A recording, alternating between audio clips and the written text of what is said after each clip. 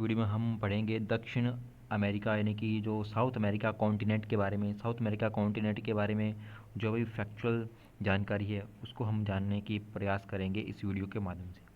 तो जैसा कि आप जानते हैं कि दक्षिण अमेरिका एक उत्तरी अमेरिका से ही अलग हुआ भूखंड है, दक्षिण अमेरिका जिसको कहा जाता है। इसमें टोटल कितने कंट्री है, तो इसमें कुल 13 देश हैं। कितने देश है इसमें? कुल 13 देश है। और यहीं पर अमेजन वर्षावन भी पाए जाते हैं, और यहीं पर एंडीज पर्वतमाला भी है जो कि विश्व की सबसे लंबी पर्वतमाला है।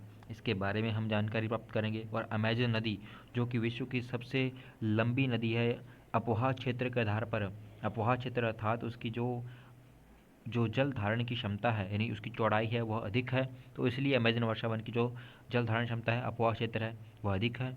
और जो ब्राज़ील देश है इसमें यह मुख्य रूप से बहती है, और ब्राज़ील में ही अमेजन वर्षावन जो सर्वाधिक पाए जाते हैं। इन सब के बारे में हम जो भी फैक्चुअल जानकारी है उसको जानेंगे। तो पहले देखते हैं कि जो इसमें है, जो कंट्री हैं हमने देखे हैं कि 13 कंट्री हैं इस महाद्वीप में टोटल। तो उन 13 कंट्री को देखते हैं हम। जैसा कि आप देख रहे हैं यहाँ पर उत्तर में वेनेजुएला है और कोलंबिया है। यह कोलंबिया हो जाएगा, यह कोलंबिया हो जाएगा, यह वेनेजुएला हो जाएगा, और यह इक्वाडोर हो जाएगा, यह पेरू हो जाएगा, और यह ब्राज़ील। ब्राज़ील जो दक्षिण अमेरिका का सबसे बड़ा देश है, ब्राज़ील। ब्राज़ील दक्षिण अमेरिका का सबसे बड़ा देश है, ये भी याद रखना आप। तो वेनेजुएला हो गया, कोलंबिया हो गया, इक्वाडोर हो गया, पेरू हो गया, ब्राज़ील हो गया।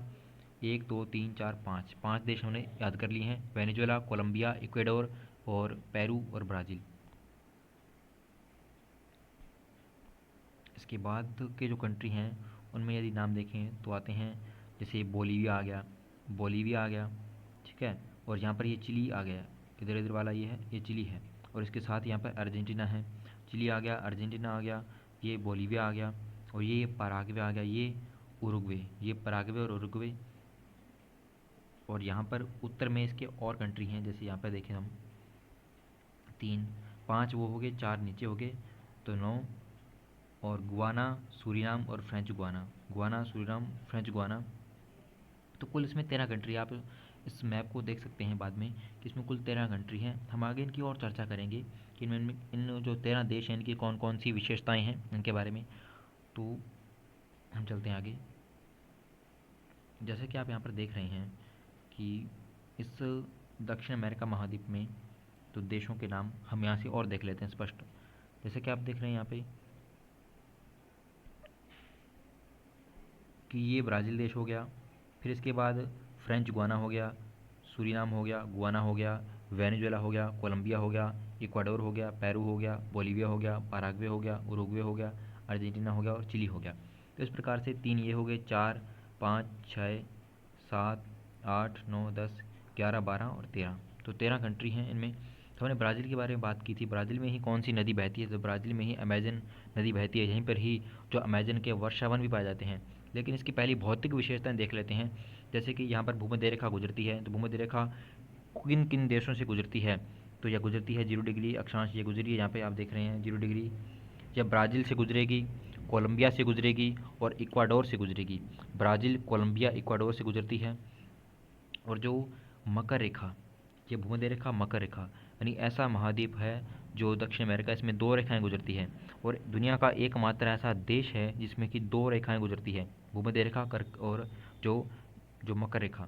तो ब्राज़ील से मकर रेखा भी गुजरती है। तो मकर रेखा कहाँ से गुजरती है?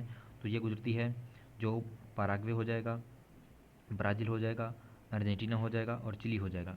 और चिली में यहाँ पर आपने देखा होगा, सुना होगा कि यहीं पर ही जो आटाकामा का मरुस्थल पाया जाता है, और जो अर्जेंटीना में दक्षिण में पेंटागोनिया का मरुस्थल भी पाया जाता है। और यहीं पर इक्वाडोर के यदि देखें गलापागोस जो द्वीप समूह है, यानी गलापागोस आइसलैंड भी हैं। और यहाँ पर इधर जो साउथ अमेरिका के जो पश्चिम में है यह प्रशांत महासागर है, इसके पूर्व में अटलांटिक महासागर है, यानी इधर उत्तरी अटलांटिक महासागर, इधर दक्षिण अटलांटिक महासागर, और इधर कौन सा? पश्चिम में प्रशांत महासागर है। और जो फ़योर्ड तट, चिली के फ़योर्ड तट बहुत ही जो चर्चा में आते हैं जब हम इसको पढ़ते हैं। तो फ़योर्ड तट वाले देश सबसे ज़्यादा कहाँ पर है? तो नार्वे। नार्वे विश्व में सर्वाधिक फ़योर्ड तटों वाला, सबसे जो लंबे फ़योर्ड तट हैं वह नार्वे के हैं। उसके बाद आते हैं चिली के। तो चिली में ही जो अटाकामा का मरुस्थल है और पेंटागोनिया का मरुस्थल यहीं पे है। और जो विश्व की सबसे लंबी पर्वत श्रृंखला एंडीज पर्वतमाला वो भी कहाँ पर है? ब्राज़ील में। इस प्रकार से यहाँ पर पाई जाती है। ब्राज़ील इसकी सबसे ऊंची चोटी है वो है माउंट एकांकगुआ। कौन सी है? माउंट एकांकगुआ सबसे ऊंची इसकी चोटी है जो एंडीज पर्वतमाला की। तो ये इस महाद्वीप के बारे में कुछ महत्वपूर्ण तथ्य हैं। हम आगे भी इनको और विस्तार से जानने का प्रयास करते हैं। जैसे कि आप देख रहे हैं यहाँ पर मैप में हमने जो उत्तरी भाग लिया है दक्षिण अमेरिका का, यहाँ पर कोलंबिया है, वेनेजुएला है, तो यहाँ पर कैरिबियन सागर है। और इधर कौन सा है?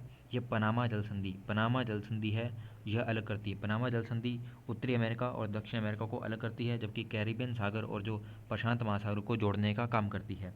इधर नॉर्थ अटलांटिक ओशियन है, इसके बारे में मैंने देख लिया है।